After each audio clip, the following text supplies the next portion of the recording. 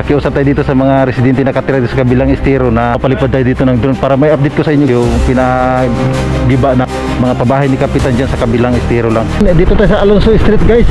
Update natin yung giniba dito na barangay hall.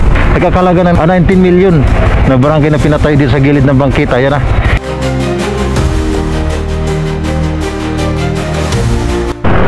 Alright guys, good morning. So yan, time check niyo is 9:09 guys no? So ayan, dito tayo sa Alonso Street guys. Update natin yung giniba dito na barangay hall. Ay ito na guys oh, yung dito sa barangay 131 Alonso Street. Yan, ito na guys, wala na siya guys, finish na. Ito na siya guys ngayon guys oh, yung nagkakalaga ng 19 million na barangay na pinatay dito sa gilid ng bangkita. Yan na, ito na siya ngayon guys no? Wala na siyang giba na lahat, puro na lang to, panambak lang to, panghakot.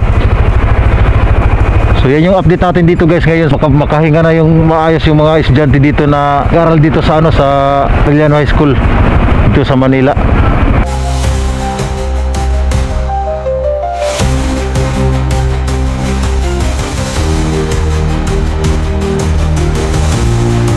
So diretso tayo doon guys sa pinaka highlights natin ngayon na vlog is pupunta tayo doon sa barangay 08. Kung naalala niyo yung mga ginagawa ni Kapitan doon na mga pabahay sa gilid ng estero. Yun yung update natin ngayon guys, kung status na nung bahay ni Kapitan. Kasi last kasi na pag-update natin this, kay bahay na ni Kapitan yung nakatayo, mga kasama niya is wala na, sira na, giba na. Ngayon update natin yung kay Kapitan kung anong status ng bahay niya, kasama na ba na sa nasira, giba pala, sorry, Ricto Avenue.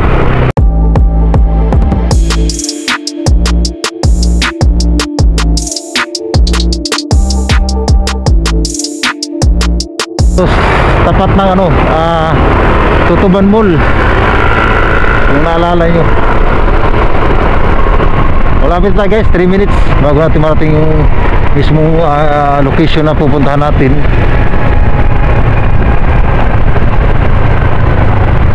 Dito na tayo sa Abad Santos Avenue. Update ko guys pagdating doon sa lugar na to, mga last na hindi pa nakaupo si Mayor Isko Moreno. Dito guys halos di mahulugan ng karayom dito sa sobrang traffic. Daming mga dito, mga tao na tumatawid sa wala sa lugar. Pangalawa doon, nagkakot ng mga bagahe. Di mo alam kung anong mga makikita mo dito dati. Mga sasakyan na nagkakarambulan na halos. Ito guys, Dilpan. Ayan ito. Dito tayo guys, kakanan. Yan. Kanan tayo dito guys sa Dilpan Street. Andyan lang yung dyan lang sa kanto yung barangay 08. So di na natin siguro mapasok yan dahil nga sa abay nagbawalan tayo ni Kapitan na pumasok yan sa loob. Kasi dalawang beses tayo nag-attempt na pumasok sa lugar na yan, hindi talaga tayo pinayagan. Ngayon yung pangalawa natin pasok is nagalit na yung Kapitan sa atin, siguro kulitan. Dahil nga sa hindi na nga daw magpapasok, tapos pabalik-balik lang daw ako. So for update lang naman sana to sa atin guys, wala namang masama dun kasi di naman yun sa kanila, di naman yun kasi nila private yung lugar na yun kasi pinagawalan na tayo. Kaya sana i-open na nila yung gate sa kabila para makapasok tayo at may update natin. Ito yung guys ang lugar na kung saan ay andyan yan sa loob yung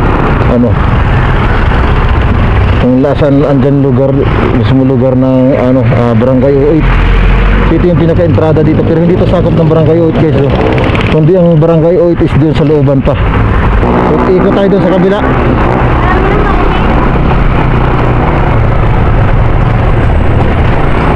Try natin doon kung bukas na. Sana bukas buksan nila yung gate doon sa kabila para mapasok natin.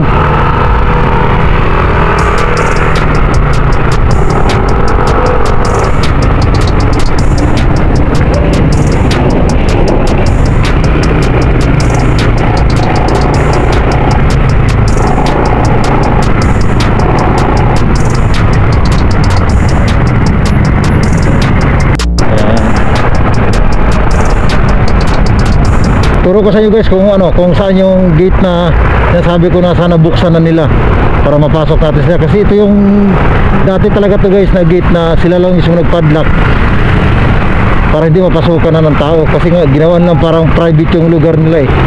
Ayaw na nila na mapasukan ng mga tagalabas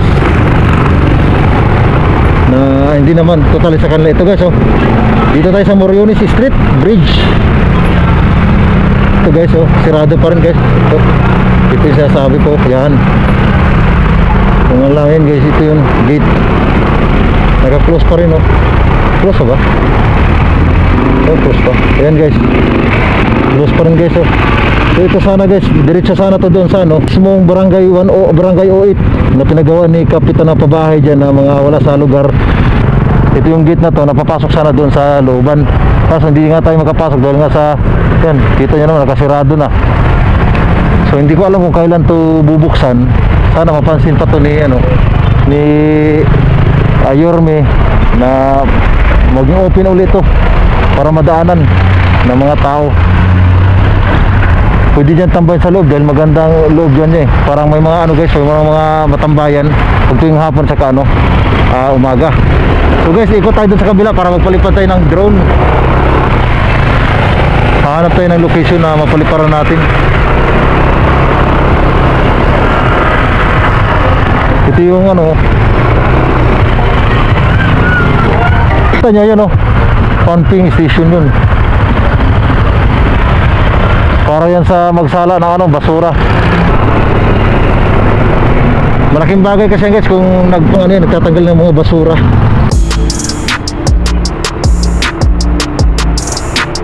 Para tuloy-tuloy ang dali ng tubig.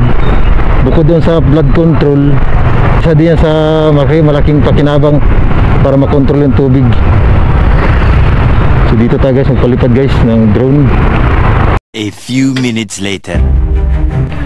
Yan guys, good morning. Nakiusap tayo dito sa mga residente na nakatira dito sa kabilang estero na magpapalipad tayo dito ng drone para may update ko sa inyo guys yung pinagiba na no, mga pabahay ni kapitan dyan sa kabilang estero lang. Dito lang tayo guys sa kabila, makikita nyo. Ayan, no, ito yung update natin guys, no. Ito na guys, oh, yan. Dito sa part na to guys, wala na, oh. Kita nyo naman, di ba? Sira-sira na. Wala natira kundi puro panambak na lang. Yan guys. Bababa natin uli.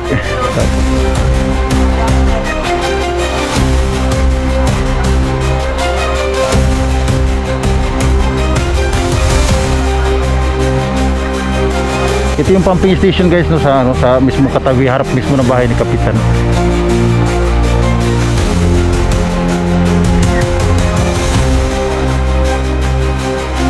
Pansin nyo guys, buo pa rin yung bahay niya. Ayun, oh. Ayan. Ayan guys, oh, buong buo.